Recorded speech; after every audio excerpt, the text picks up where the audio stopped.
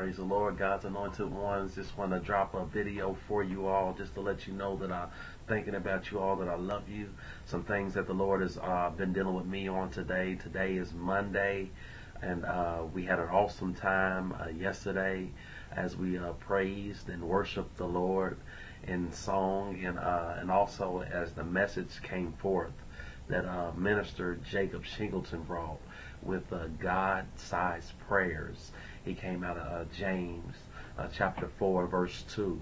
It was an awesome message, and a lot of things that he said to in the message yesterday really touched my heart. So I want to encourage you to keep the momentum and grab hold to the message and begin to pray and not limit your prayers. Don't set a limit on God, and let's have God-sized prayers. Let's keep that going.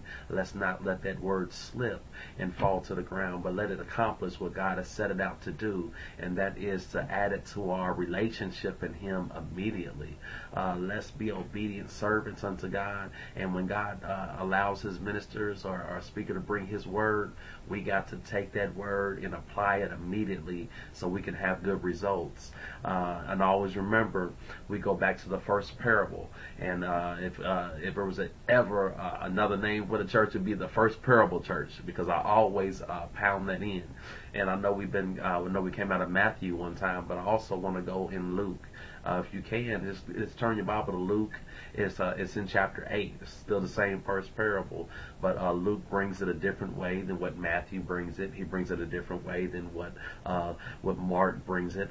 Matthew, Mark, and Luke wrote about the first parable, and in Luke 8, in verses I believe it's like 5 all the way down to 18. But we always know that the first, it says, verse number 6, and some fell upon rock, and as soon as it was sprung up, it had no root, so it withered away because it lacked moisture. And I want to stop right there with just that. You know, with the word that came forth yesterday, let that word seek on the inside and have some solid ground for it to grow. And what that means is whenever a sower goes out to sow, whenever that the farmers go out to plant, they have to have that land ready. So you have to get your flesh ready. You have to bring your flesh under subjection to lock hold to what the word was and what the word that God is dealing with you on.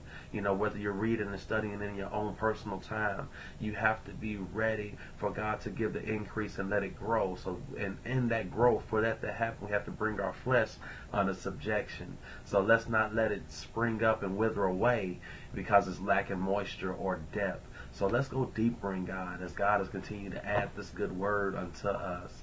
So, and also I want to just drop a note. What the Lord was giving me today was about gravity. And gravity is a force that we can't see, but that we know that it's there. And our flesh is basically just like gravity. Our flesh gravitates to sin. You don't have to teach it how to sin. It does it automatically. That's what it does. But the Spirit of God on the inside of us is able to bring this flesh that we are inside and bring it under subjection. And just to give kind of an illustration of how our flesh just automatically wants to please itself, we can think about maybe our diets. You know, we always go after things. We can eat whatever sometimes. You just grab it and eat it, and, you know, we'll continue to sometimes just fill ourselves up because of the taste, because it tastes good. Our stomachs and our bodies can be filled, but sometimes we still go after food because it just tastes good. I'm talking about myself.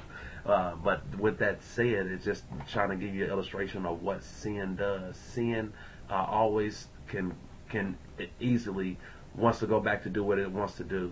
But let's continue to have the love of God stirred up on the inside of us, and continue to bring our flesh under subjection so that we can grow and produce fruit 30, 60, and 100-fold. All right, God's anointed ones, I love you. We are reaching our community, rebuilding families, and living holy under God. God bless.